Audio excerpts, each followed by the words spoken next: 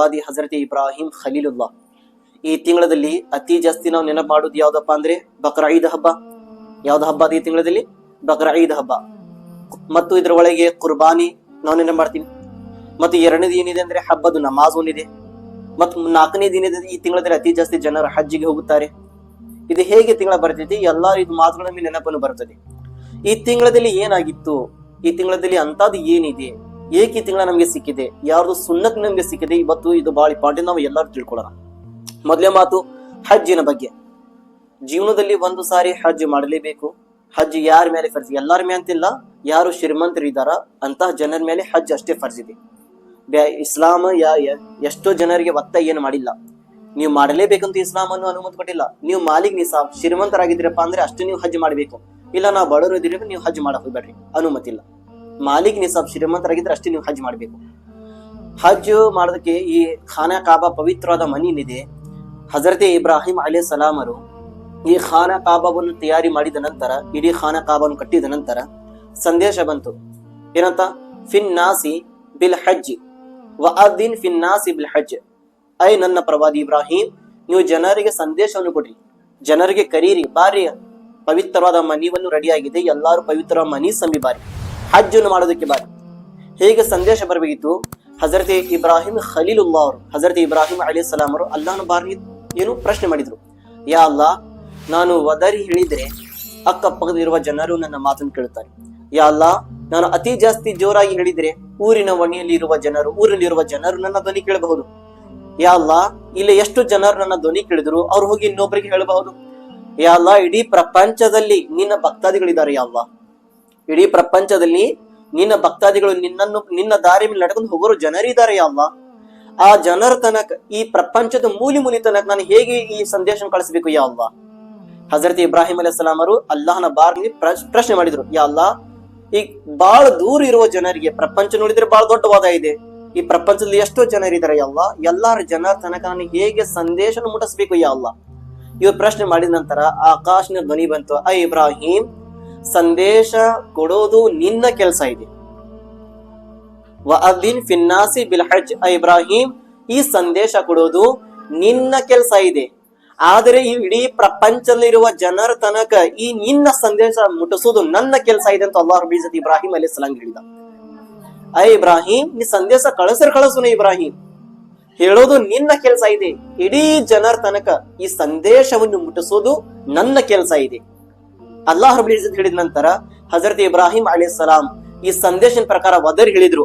ವಅದ್ದಿನ್ ಫಿನ್ನಾಸಿ ಬಿಲ್ ಹಜ್. ಐ ಜನರು ಬಾರಿ ಹಜ್ ಕಡೆ ಬಾರಿ, ಐ ಜನರು ಅಲ್ಲಾಹನ ಮನಿ ತಯಾರಾಗಿದೆ, ಬಾರಿ ಅಲ್ಲಾಹನ ಮನಿ ಸಮೀಪ ಬಾರಿ ಅಂತೂ ಇದು ವದರಿ ಹೇಳಿದ ನಂತರ ಅಲ್ಲಾಹ್ ಅಕ್ಬರ್. ಹಜರತ್ ಇಬ್ರಾಹಿಂ ಅಲೈಹಿ ಸಲಾಂನ ಧ್ವನಿ ಬರೀ ಅಕ್ಕಪಕ್ಕದಲ್ಲಿರುವ ಜನರು ಅಷ್ಟೇ ಕೇಳಿಲ್ಲ, ಬರೀ ಊರಿನಲ್ಲಿ ಇರುವ ಜನರು ಅಷ್ಟೇ ಕೇಳಿಲ್ಲ. ಅಲ್ಲಾಹ್ ಇಲ್ಲಿ ತನಕ ರಿವಾಯತ್ನಲ್ಲಿ ಬಂದಿದೆ, ಪ್ರಪಂಚದಲ್ಲಿ ಎಷ್ಟು ಜನರಿದ್ರು ಎಲ್ಲಾ ಜನರ ತನಕ ಹಜರತ್ ಇಬ್ರಾಹಿಂ ಅಲೈಹಿ ಸಲಾಂ ಸಂದೇಶವನ್ನು ಮುಟ್ಟಿತ್ತು. ಇಲ್ಲಿ ತನಕ ರಿವಾಯತ್ನಲ್ಲಿ ಬಂದಿದೆ, ತಾಯಿಯ ಹೊಟ್ಟೆ ಒಳಗೆ ಎಷ್ಟು ಮಕ್ಕಳಿದ್ರು ಆ ಮಕ್ಕಳಿನ ಆತ್ಮ ತನಕ ಹಜರತ್ ಇಬ್ರಾಹಿಂ ಅಲೈಹಿ ಸಲಾಂನ ಧ್ವನಿಯನ್ನು ಕೇಳಿದಂತೆ. ಹಜರತ್ ಇಬ್ರಾಹಿಂ ಅಲೈಹಿ ಸಲಾಂ ಧ್ವನಿಯನ್ನು, ಏಕೆಂದ್ರೆ ಅಲ್ಲಾಹ್ ರಬ್ಬುಲ್ ಇಜ್ಜತ್ ಮುಂಚೆ ಹೇಳಿದ್ದಾನೆ, ಐ ಇಬ್ರಾಹಿಂ, ಸಂದೇಶ ಕೊಡೋದು ನಿನ್ನ ಕೆಲಸ ಇದೆ, ಜನರ ತನಕ ಮುಟ್ಟಿಸೋದು ನನ್ನ ಕೆಲಸ ಇದೆ ಹೇಳಿದ ನಂತರ ಹಜರತ್ ಇಬ್ರಾಹಿಂ ಅಲೈಹಿ ಸಲಾಂ ಅದೇ ಪ್ರಕಾರ ಈ ಸಂದೇಶವನ್ನು ಕಳಿಸಿದ್ರು. ಎಲ್ಲಾರು ಮೂಲೆಯಲ್ಲಿರುವ, ಪ್ರಪಂಚದಲ್ಲಿರುವ ಜನರು ಎಲ್ಲಾರು ಧ್ವನಿಯನ್ನು ಕೇಳಿದ್ರು. ಕೇಳಿದ ನಂತರ ಇಲ್ಲಿ ತನಕ ರಿವಾಯತ್ನಲ್ಲಿ ಬಂದಿದೆ, ಪ್ರಪಂಚದಲ್ಲಿ ಎಲ್ಲಾರು ಜನರು ಕೇಳಿದ್ರು. ಈ ಪ್ರಪಂಚದಲ್ಲಿ ಮುಂದೆ ಬರೋರು ಎಷ್ಟು ಜನರಿದ್ದಾರೆ ಕಯಾಮತ್ ತನಕ, ಏಕೆಂದ್ರೆ ಇದು ಭೂಮಿ ಸರ್ವನಾಶ ಆಗ ತನಕ ಎಷ್ಟು ಜನರು ಬರುವಿದ್ದಾರೆ. ಈಗ ಜನರು ಬರೋದ್ ಮುಂಚೆ ಅವ್ರದ್ದು ಆತ್ಮ ಆಕಾಶನಲ್ಲಿ ಇದೆ.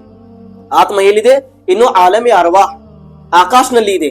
ಅಲ್ಲಾಹ್ ಅಕ್ಬರ್. ಹಜರತ್ ಇಬ್ರಾಹಿಂ ಅಲೈಹಿ ಸಲಾಂ ಅವರು ಆ ಸಂದೇಶವನ್ನು ಹೇಗೆ ಹೇಳಬೇಕಿತ್ತು? ಪ್ರಪಂಚದ ಎಲ್ಲಾರು ಜನರು ಕೇಳಿದ್ರು, ಬರೀ ಪ್ರಪಂಚದ ಜನರು ಅಷ್ಟೇ ಕೇಳಿಲ್ಲ, ಕಯಾಮತ್ ತನಕ ಎಷ್ಟು ಜನರು ಬರೋರಿದ್ರು, ಕಯಾಮತ್ ತನಕ ಎಷ್ಟು ಆತ್ಮಗಳು ಇನ್ನು ಬಾಕಿ ಇತ್ತು, ಎಲ್ಲ ಆತ್ಮಗಳು ಹಜರತ್ ಇಬ್ರಾಹಿಂ ಅಲೈಹಿ ಸಲಾಂ ಧ್ವನಿಯನ್ನು ಕೇಳಿತ್ತು. ಇಲ್ಲಿ ತನಕ ರಿವಾಯತ್ನಲ್ಲಿ ಬಂದಿದೆ, ಯಾರ್ಯಾರು ಜನರು ಹಜರತ್ ಇಬ್ರಾಹಿಂ ಅಲೈಹಿ ಸಲಾಂ ಅವ್ರ ಧ್ವನಿಯನ್ನು ಕೇಳಿದ್ರು ಆ ಜನರಿಗೆ ಹಜ್ಜಿನ ತೌಫೀಕನ್ನು ಸಿಕ್ಕಿದೆ ಅಂತೆ. ಪ್ರಪಂಚದಲ್ಲಿ ಹಜ್ಜಿನ ತೌಫೀಕನ್ನು ಸಿಕ್ತು. ಯಾರು ಜನರು ಹಜರತ್ ಇಬ್ರಾಹಿಂ ಅಲೈಹಿ ಸಲಾಂ ಧ್ವನಿಯನ್ನು ಕೇಳಿದ್ರು, ಇವತ್ತು ನನ್ನ ಹೃದಯ ಹೇಳಕ್ ಹೊಂದಿದೆ, ನನ್ನ ಈಮಾನ್, ನನ್ನ ವಿಶ್ವಾಸ, ಇಲ್ಲಿ ಪ್ರೀತಿ ನನ್ನ ಹೇಳಕ್ ಹೊಂದಿದೆ. ಹಜರತ್ ಇಬ್ರಾಹಿಂ ಅಲೈಹಿ ಸಲಾಂ ಅವರು ಅವಾಗ ಹೇಳಿದ್ರು, ಅವರಿಂದ ಎಷ್ಟು ಜನರು ಧ್ವನಿ ಕೇಳಿದ್ರು. ಇನ್ಶಾ ಅಲ್ಲಾ ಇವತ್ತು ನಮ್ಮ ಕಡೆದು ಸಂದೇಶ ಬಂದಿದೆ. ನನ್ನಿಂದ ನೀವು ಕೇಳಾಕ್ ಕುಂತಿದ್ರ. ನಾನು ಪುಸ್ತಕನಲ್ಲಿ ಓದಿದ ನಂತರ ಕುರಾನಿ ಮಸ್ಜಿದ್ ನಲ್ಲಿ ಈ ಆಯತ ಬರೋದು ಉದ್ದೇಶ ಏನಿತ್ತು, ನಾನು ಹುಡುಕ್ಯಾಡ ನಂತರ ಇದರ ಅರ್ಥ ಈ ರೀತಿ ಬಂತು.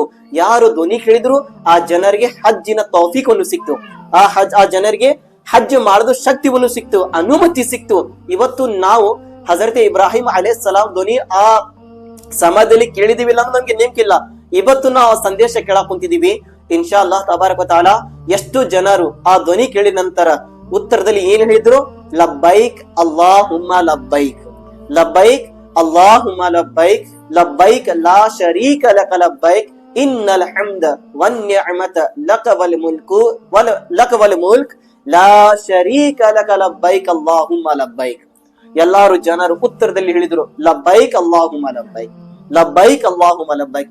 ಇಲ್ಲಿ ತನ ನಾನು ಒಂದು ಪುಸ್ತಕ ಓದಕ್ ಕುಂತಿದ್ಯಾ, ಅದರ ಒಳಗೆ ರಿವಾಯತ್ ಬಂತು, ಈ ಸಂದೇಶ ಬಂತು. ಏನಂತ, ಯಾರಾದ್ರೆ ಜನರು ಫರ್ಜ್ ನಮಾಜ್ ಆಗಿದ ನಂತರ, ಇದು ಎಲ್ಲಾರು ನೆನಪಿಟ್ಕೋರಿ, ನೀವು ಮನೆಯಲ್ಲಿ ನಮಾಜ್ ಮಾಡ್ತೀರ ಎಲ್ಲಾರು, ನಮಾಜ್ಗೆ ಮಸೀದ್ ನಲ್ಲಿ ಹೋಗೋರಾದ್ರು ಇಲ್ಲಿ ಮಾಡೋರಾದ್ರು ಈ ಸಂದೇಶ ಕೇಳಿದ್ರೆ ಇನ್ಶಾ ಅಲ್ಲಾಹ್ ತಾಲಾ ಅಲ್ಲಾಹ್ ಮೇಲೆ ನೆನಪು ಇಟ್ಕೋದ್ರಿ. ನಿಮ್ಮ ಯಾರ್ತಿ ನಿಯತ್ ಇರುತ್ತದೆ ಅದರ ಪ್ರಕಾರ ಅಲ್ಲಾಹ್ ಇಜ್ಜತ್ ನಿಮ್ಮ ನಿಯತ್ ಒಳ್ಳೆವಾದ ನಿಯತ್ ಇದ್ದರೆ ಅದು ವಸ್ತು ಕಟ್ಟಿ ಕೊಡುತ್ತಾನೆ. ಈ ನಾನು ಓದೋ ಮುಂದೆ ಯಾವತ್ತೂ ಒಂದ್ಸಾರಿ ನಾನು ಓದಿದ್ಯಾ ರಿವಾಯತ್, ಓದೋ ತಿಂಗಳಿಗೆ ನನ್ಗೆ ಗೊತ್ತಿದೆ, ನೆನಪಿದೆ.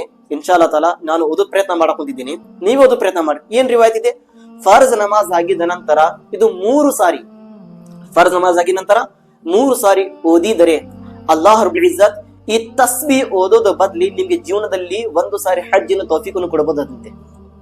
ಅದು ಯಾವ್ದು ಆಯತ್ ಇದೆ, ಏನಿದೆ ತಸ್ಬಿ, ಲಬ್ಬೈಕ್ ಅಲ್ಲಾಹುಮ್ಮ ಲಬ್ಬೈಕ್.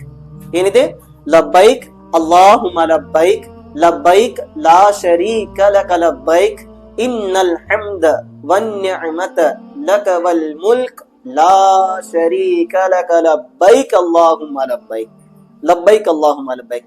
ನಾನು ಹೇಳಕ್ ಕುಂತಿದ್ಯಾ, ಹಜರತ್ ಇಬ್ರಾಹಿಂ ಅಲೈಹಿಸ್ಸಲಾಮಿನ ಧ್ವನಿ ಯಾರು ಕೇಳಿದ್ರು ಆ ಜನರಿಗೆ ಹಜ್ಜಿನ ತೌಫೀಕನ್ನು ಸಿಕ್ತು.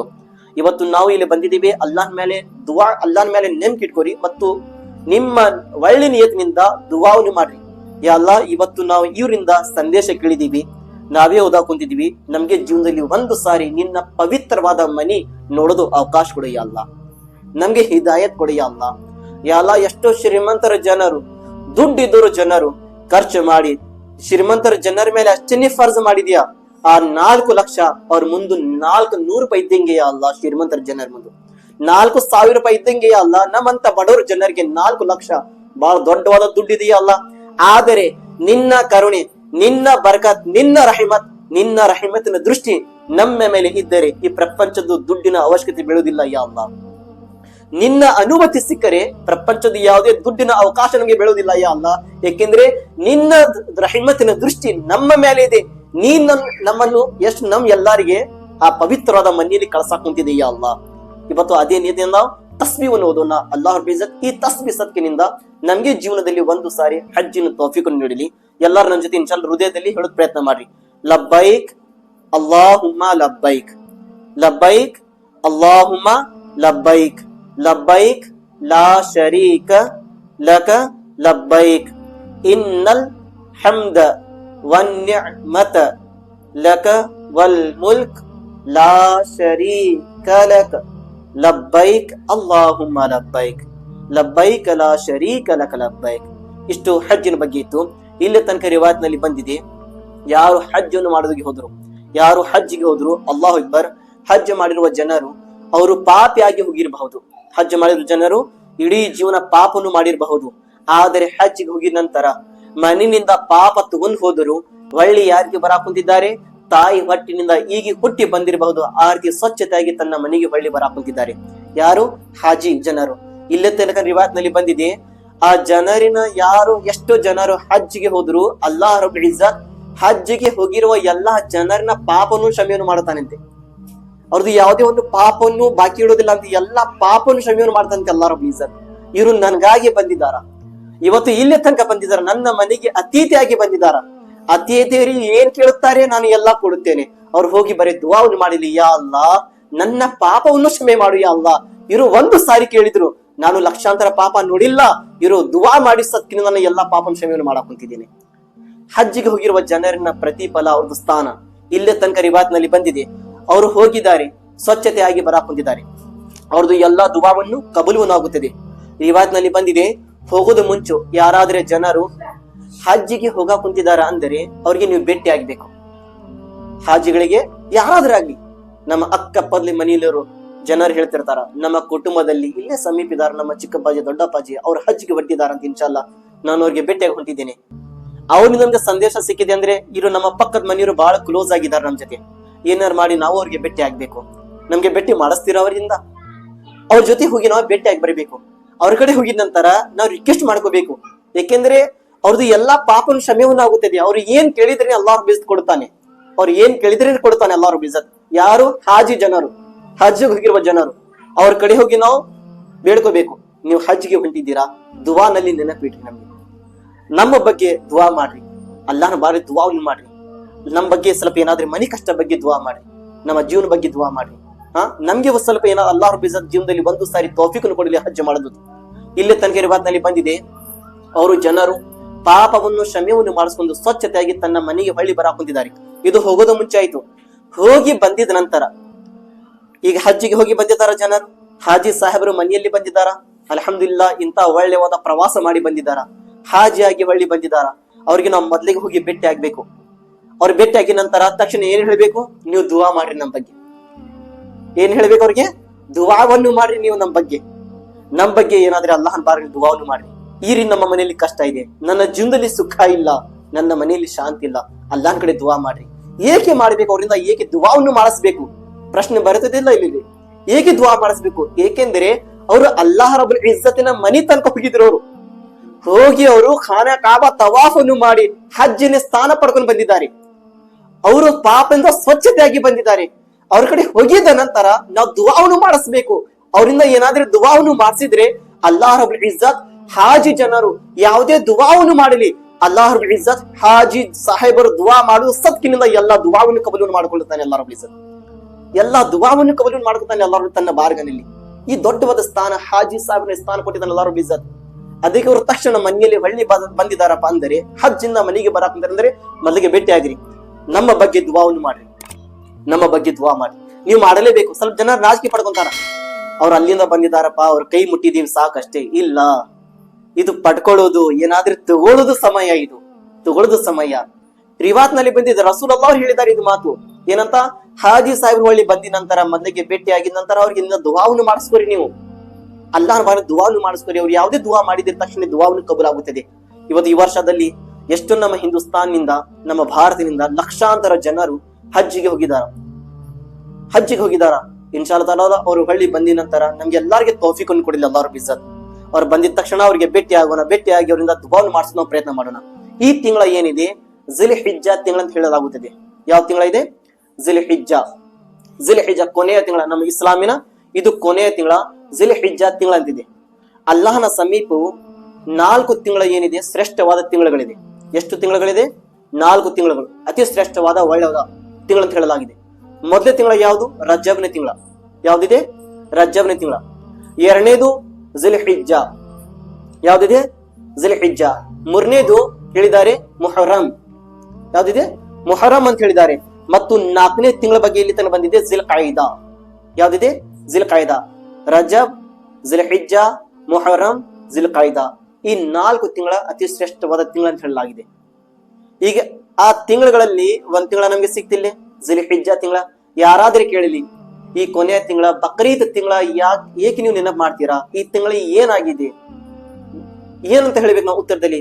ಒಂದೇ ಮಾತು ಹೇಳ್ಬೇಕು, ಈ ತಿಂಗಳ ಹಜರತ್ ಇಬ್ರಾಹಿಂ ಅಲೈಹಿಸ್ಸಲಾಂ ಅವರು ಈ ರೀತಿ ಅವರು ತನ್ನ ಮಗನಿಗೆ ತಗೊಂಡು ಹೋಗಿ ಅವ್ರು ಈ ರೀತಿ ಪರೀಕ್ಷೆ ಅಲ್ಲಾಹ್ ಪರೀಕ್ಷೆ ತಗೊಳಕ್ ಹೊಂದಿದ್ದ. ಈ ರೀತಿ ನಮ್ಮ ಮಗನಿಗೆ ಅಲ್ಲಾಹನ ಬಾಲಿ ಕುರ್ಬಾನಿ ಕೊಡೋದಕ್ಕೆ ಹೋಗಿದ್ರು. ಈ ತಿಂಗಳಲ್ಲಿ ಎಷ್ಟೋ ಜನರು ಜನರು ಹಜ್ಜಿಗೆ ಹೋಗುತ್ತಾರೆ. ಈ ತಿಂಗಳ ಅತಿ ಶ್ರೇಷ್ಠವಾದ ತಿಂಗಳ. ಈ ತಿಂಗಳದ ಬಗ್ಗೆ ಬಹಳಷ್ಟು ಪ್ರತಿಫಲ ಬಂದಿದೆ, ಪುಣ್ಯದ ಬಗ್ಗೆ ಬಂದಿದೆ. ನಮ್ಮ ಇಸ್ಲಾಂ ಧರ್ಮದಲ್ಲಿ ಈ ತಿಂಗಳಿಗೆ ಅತಿ ಜಾಸ್ತಿ ಗೌರವ ಮರ್ಯಾದೆಯನ್ನು ಕೊಟ್ಟು ಈ ತಿಂಗಳ ಅತಿ ಜಾಸ್ತಿ ಪ್ರಾರ್ಥನೆ ಮಾಡುತ್ತಾರೆ. ಇನ್ನು ಎಲ್ಲರೂ